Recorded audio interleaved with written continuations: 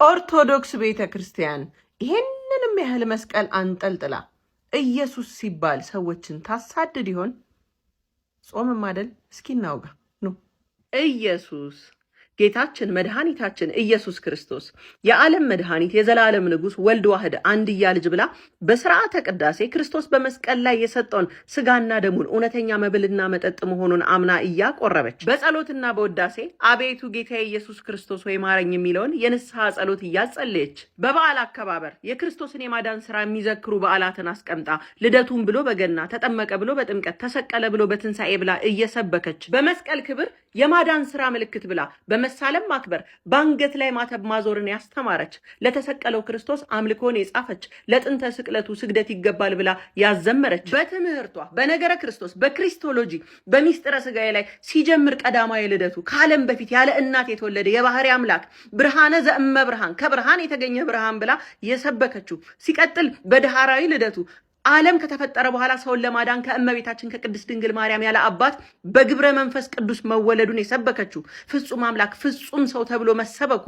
እንደኛ ሰው ሆነ፣ ተራበ፣ ተጠማ፣ ሞተ፣ ከኃጢአት በቀር ሁሉን ነገር መሰለን መባሉ መሰበኩ ሲሰልስ ደግሞ ተዋህዶ ያለ መቀላቀል ያለ መለያየት አንዱ አካል አንዱ ባህሪ ሆነ ስትል የሰበከችው በቅዳሴው የኢየሱስ ክርስቶስ ስቅላትና ሞት ትንሣኤው በበዓላት በአጽዋማት ምስክርነቱ ልደት፣ ጥምቀት፣ ሆሳዕና፣ ስቅላት፣ ትንሣኤ፣ ዕርገት፣ ጰራቅሊጦስ ብላ የእግዚአብሔርን የማዳን ስራ የሰበከችው በአብይ ጾም የክርስቶስን መከራና ትህትና እንድናስብ የጠየቀችው በስንክሳር በወንጌል ንባብ በሃይማኖት አበው ስለ ኢየሱስ ክርስቶስ አምላክነት ሰው መሆኑን ሚስጥር ያመሳጠረችው ማንበብ የማይችል ሰው እንኳን ቢሆን ከስቅላተ ክርስቶስ ይህንን ስዕል በማየት ብቻ ሞትን ድል አድራጊነቱን የሚገነዘብበት ዝምተኛ ስብከትን የሰበከችው መሰረታዊ በሆነ ስሙ ለመጥራት መድኃኒትነቱን ለመግለጽ ኢየሱስ መሲህ የተቀባ መሆኑን ለመግለጽ ክርስቶስ የማንነት ባህሪውን ለመግለጽ እግዚአብሔር ከኛ ጋር ነው ለማለት አማኑኤል የእግዚአብሔር ልጅነቱን ለመግለጽ ወልደ አማኑኤል አካላዊ ቃልነቱን ለመግለጽ ቃለ እግዚአብሔር አንድና ብቸኛ መሆኑን ለመግለጽ ዋህድ ብርሃን መሆኑን ለመግለጽ ፀሐየ ጽድቅ የማዳን ስራውን ለመግለጽ መድኃኒተ ዓለም ስለ ሰው ልጅ መሰቀሉን ለመግለጽ በገአ እግዚአብሔር በግ እርቅ የፈጠረ መሆኑን ለመግለጽ ናዝራዊ ብላ የምታመልከውን የምታስመልከውን